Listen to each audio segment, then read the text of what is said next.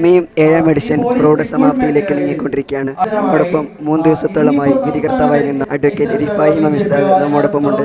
സാറോട് നമ്മൾ ചോദിച്ചറിയാം, സാർ ഈ വർഷത്തെ മെയ് കഴിഞ്ഞ വർഷങ്ങളിൽ എത്രത്തോളം വ്യത്യസ്തമായി തോന്നുന്നുണ്ട്?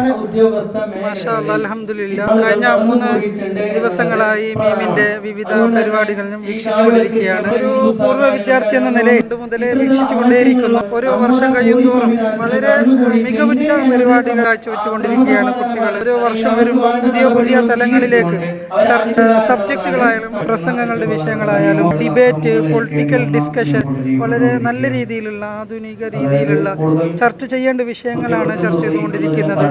പാട്ടുകളായാലും ആ രീതിയിൽ പുതിയ പാട്ടുകളാണ് നടന്നുകൊണ്ടിരിക്കുന്നത്. ഡിസ്കഷൻ, കുട്ടികളുടെ ഇന്റലക്ച്വൽ ആയിട്ടുള്ള ഡിസ്കഷൻ, ഒരു രാഷ്ട്ര നിർമ്മാണത്തിന് ഏത് രീതിയിലാണ് വിദ്യാർത്ഥികൾ ഇടപെടേണ്ടത്, ഒരു ക്യാമ്പസുകളിൽ ഏത് രീതിയിലാണ് ഒരു വിദ്യാർത്ഥികൾ മുന്നോട്ട് പോകേണ്ടത്, അതുപോലെ തന്നെ ഈ ന്യൂ ജെൻ 2K കുട്ടികൾ, അവർ ന്യൂ ജനറേഷൻ, അവർക്ക് എന്തൊക്കെ സമുദായത്തിൽ പോസിറ്റീവായ കാര്യങ്ങൾ ചെയ്യാം, എന്തൊക്കെയാണ് സമൂഹം അവരിൽ നിന്ന് പ്രതീക്ഷിക്കുന്നത് തുടങ്ങിയ കാര്യങ്ങൾ നല്ല നല്ല ചർച്ചകൾ വീക്ഷിക്കാനുണ്ടായി. അതുപോലെ തന്നെ ഇവിടുത്തെ സംഘാടനം വളരെയേറെ ശ്രദ്ധയാകർഷിക്കപ്പെട്ടതാണ്. അതുപോലെ തന്നെ കുട്ടികൾക്ക് ഒരുക്കിയ സൗകര്യങ്ങൾ, സ്റ്റേജുകൾ മുമ്പത്തെ വർഷത്തെ അപേക്ഷിച്ച് വളരെ വ്യത്യസ്തമായി തോന്നുകയാണ്. ഒരു മുതൽക്കൂട്ടായ കുട്ടികളെ നല്ലൊരു സമൂഹത്തിൽ വാർത്തെടുക്കുന്നുണ്ട് നമ്മുടെ ഈ മീമിലൂടെ എന്ന് അറിഞ്ഞതിൽ, അനുഭവിച്ചതിൽ വളരെയേറെ സന്തോഷമുണ്ട്.